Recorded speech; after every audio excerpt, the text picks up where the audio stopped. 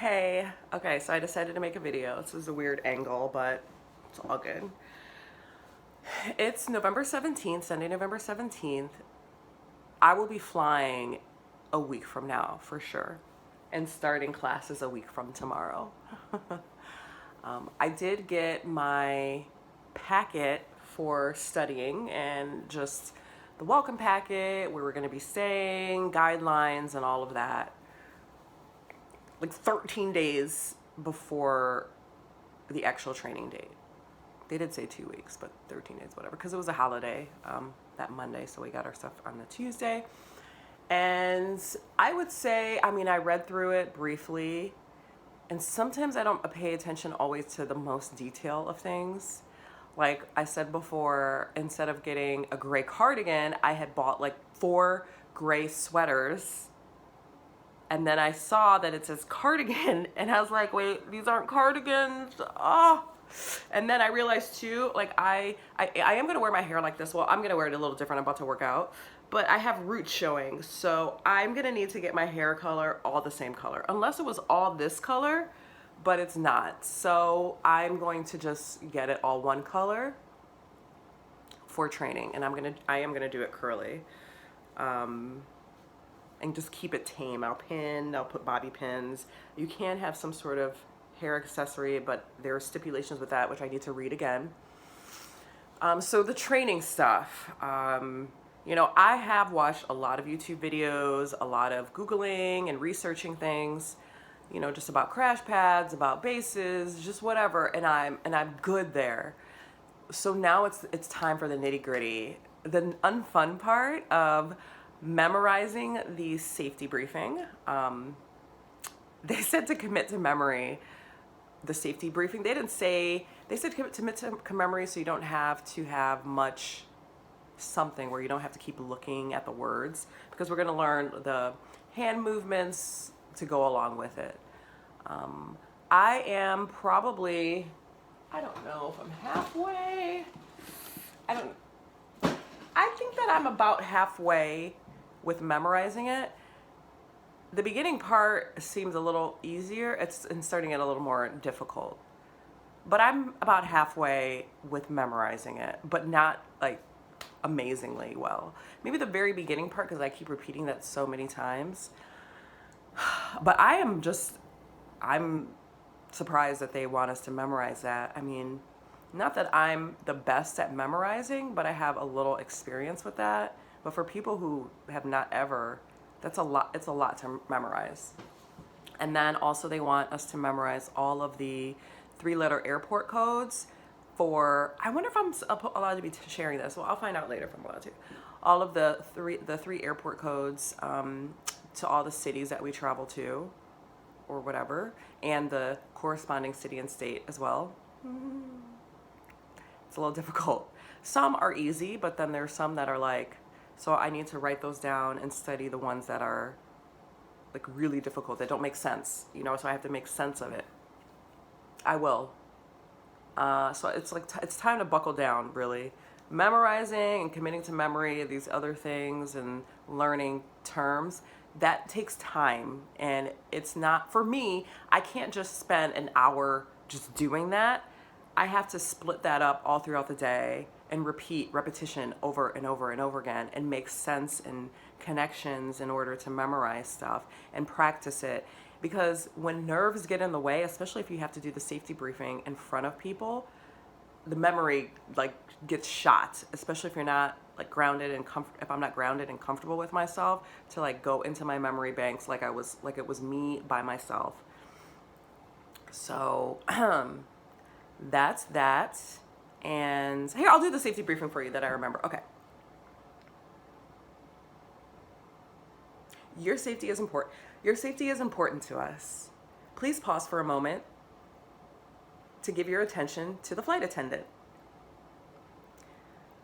Luggage and personal articles should be stowed overhead or underneath the seat in front of you. To prepare for departure, close your tray table and place your seat in the upright position. If you haven't already fastened your seatbelt, insert the metal fitting into the buckle and pull the straps so it's tight across your hips. To open the seatbelt, pull the top buckle.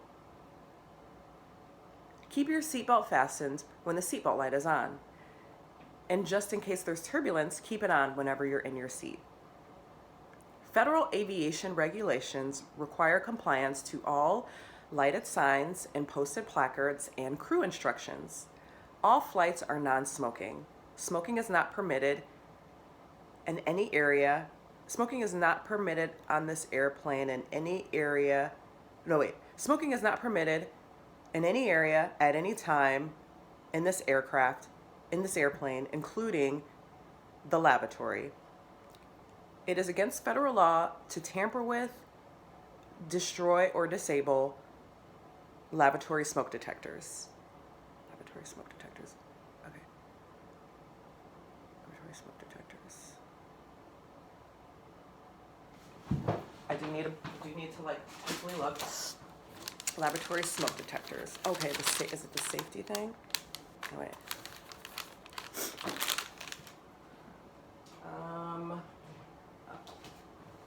Lavatory smoke detectors. I'm pretty sure I know it was that. Okay, so then it's the safety card. Okay, the safety card, the safety card in your seat pocket explains the safety features of this aircraft. I need to breathe. Oh, of this airplane, including the location and operation of exit doors, of exits, including the location and operation of exits and flotation devices. The CRJ-200. This airplane has 2 door exits in the front and 2 window exits over the wings.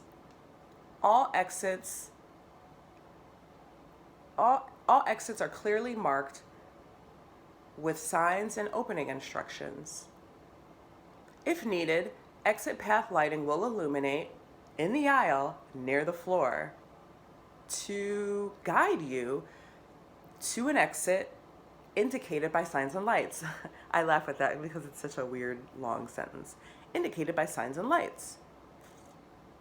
Keep in mind, signs and lights. Okay. Keep in mind the closest exit may be behind you. In the event of an emergency, leave all belongings and proceed to the closest usable exit. I just kind of learned that.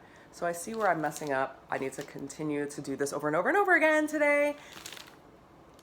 And then I might move on later this evening to this next part. And then I have I wrote this. I don't know if I wrote it down. So I have this part to memorize and this.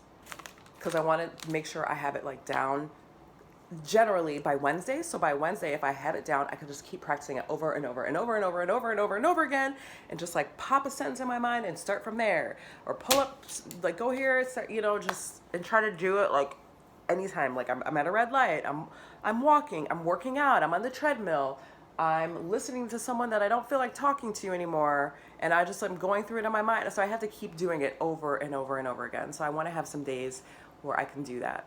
But then I can't just focus on that. I have to remember the airport codes and also practice with the 24-hour clock, which I kind of get. It's just like math, but which I'm not good at because I use my fingers.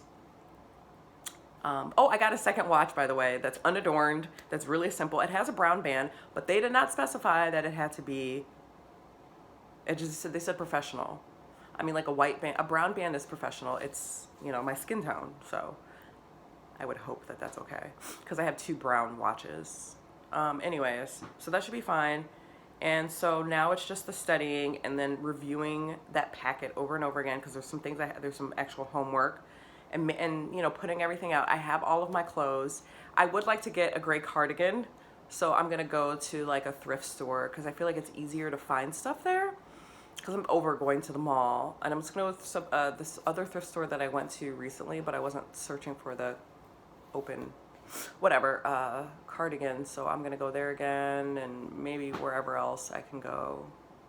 But if I'm not gonna bend over backwards trying to find that. I got my hair stuff together, so we're good. More to come.